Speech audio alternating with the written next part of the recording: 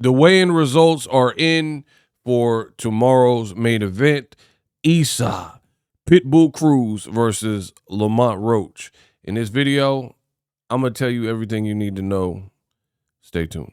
What up, Fight World? It's your boy Ego, and I'm back with some more boxing. Ego Weight Watchers, a.k.a. Ew, where I give you a look into the fighter lifestyle before, after, and progress picks, especially when they have an upcoming fight.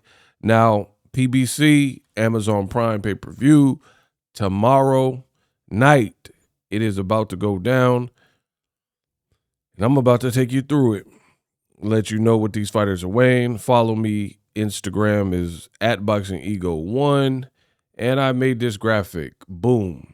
You never know. Lamont Roach outweighs Esau, Pitbull Cruz, by a full pound, which we'll get into, all right? This is from the weigh-in, and I made this graphic for y'all, right? And it reads, weigh-in results, Esau Pitbull Cruz, he came in at 138.6 pounds, while Lamont Roach came in a full pound heavier at 139.6 pounds. Now, I know some of you guys are thinking, but Ego, what does this mean? They're both under the 140-pound limit, so we still have a fight. All you have to do is hit 140 or below, you're Gucci. They both did that. Good. We got a fight. I'm glad. Unfortunately, speaking of weight, Stephen Coolboy Fulton missed weight by like 2 pounds, and now he's not eligible for the title. And I feel this looks real bad for Fulton because he was talking about being the 3-division champion. He has talked about, he just talks a good amount, you know what I mean? And you can't pop it like that and then not be professional enough to make weight. You had, this fight card was announced a while ago. And if I'm not mistaken, this fight with Oshaki and Fulton was supposed to be on like a different card, if I'm not mistaken, like Keith Thurman, Fundora, or one of them other cards. So you had plenty of time to make weight because you weren't even supposed to be on this card, if memory serves correct. So no excuse. Horrible. I mean, I notice on my channel, the punishment is always the same. When people fail PED test, I always say the same thing. How could you? Despicable, deplorable, reprehensive. You know what I mean? When people miss weight, my attitude and energy always remains the same. Some people, if it's a fighter they like, then they'll build all these excuses for why they miss weight or pop dirty. Your boy Ego, we out here keeping it consistent. So main event, I'm glad that they both made weight, but wait, there's more. I do got to talk about this, and the Gervonta Davis haters are not going to like this. Y'all told me when Tank fought Lamont Roach at lightweight, 135 pounds, because Lamont Roach was a champion at 130, y'all painted this narrative that Tank was fighting a smaller person, right? You guys, you would scream that Tank was a weight bully, and you had real content creators and fans or whatever trying to paint this narrative of Tank being a weight bully, and to condemn him, you jumped out the window. You said, why is he pulling up a guy from 130 and he's so much bigger? And I told you guys immediately, y'all have been hoodwinked, bamboozled. Just because someone's fighting in a lighter weight class does not mean they're naturally smaller. And that reigns especially true in modern boxing.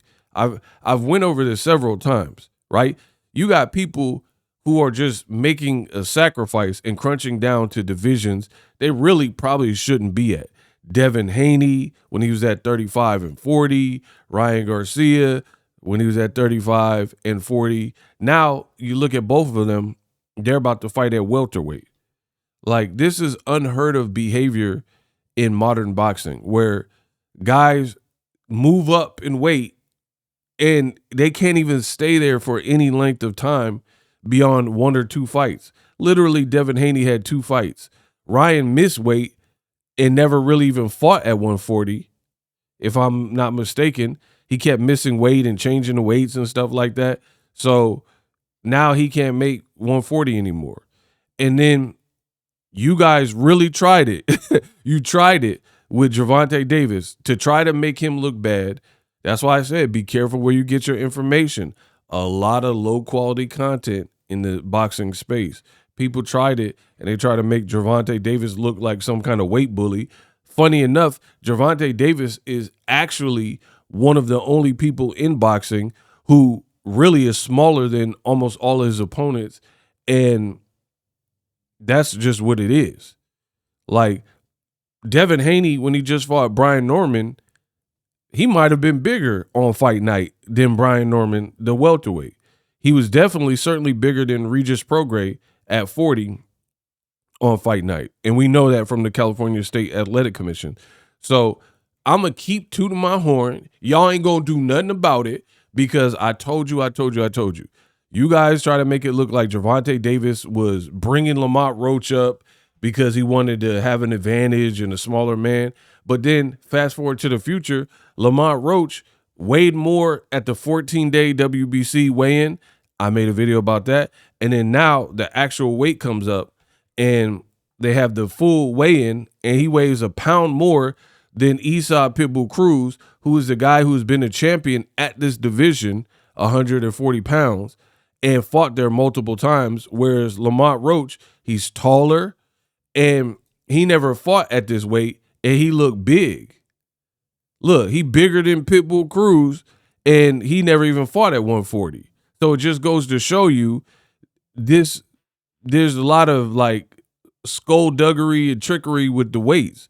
He's been bigger throughout ahead of this Pitbull Cruz fight. And that's why he's talking about fighting Gary Antoine Russell at 140. That's why he's talking about fighting Shakur Stevenson, Teofimo winner at 140. That 130 is probably dead. That's probably a done deal. Done dilly. It's either 35 or 40 from here on out. Look how big he looked. Look how big he looked to Pitbull Cruz. He's taller. He's certainly taller. He outweighed him. Like, you know what I mean? So who knows when they actually rehydrate. Pitbull got all in his face. That was kind of funny. When they actually rehydrate. So it should be a good fight, but I'm gonna keep righting y'all wrongs. Y'all really promised me that Tank was a weight bully and all this other goofy stuff, only to be found out that you was wrong and Boxing Ego was right. Hey, I just looked at Cameron's face. I don't know why that's so funny to me right now. Why Killer Dipset Jones all day, man. I'm Hulk Hogan, Randy Savage, Bob Backlund, Paul Acton, ha ha. Who they think they carjacking? You dumping and dump. I slumped and I slumped. They man my cars like an elephant. The trunk in the front. Killer. Let me know how I did in this video. Call me when it's gangster. Live streaming can be tough, which is why I use StreamYard. Click the link in the description for StreamYard, which is an awesome tool that enables you to set up your stream with ease of use. Get great results with live streaming. It's what I use.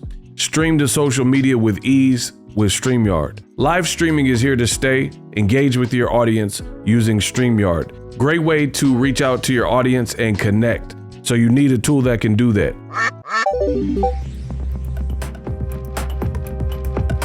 If you're new to YouTube and you're struggling to get views, one tool I can provide to you is TubeBuddy. I've been on YouTube over 10 years.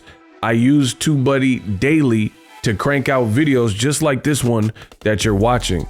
Learn how the pros do it with TubeBuddy. YouTube receives a lot of traffic which also means a lot of creators, a lot of people putting out content. So you need to learn the ropes so you know how to separate yourself, especially if you're new. But even if you're a pro, use TubeBuddy. The link is in the description. Get more views, more subscribers, and a higher click-through rate, so ultimately you can realize all of your online goals. Use my affiliate link in the description and grow your channel fast.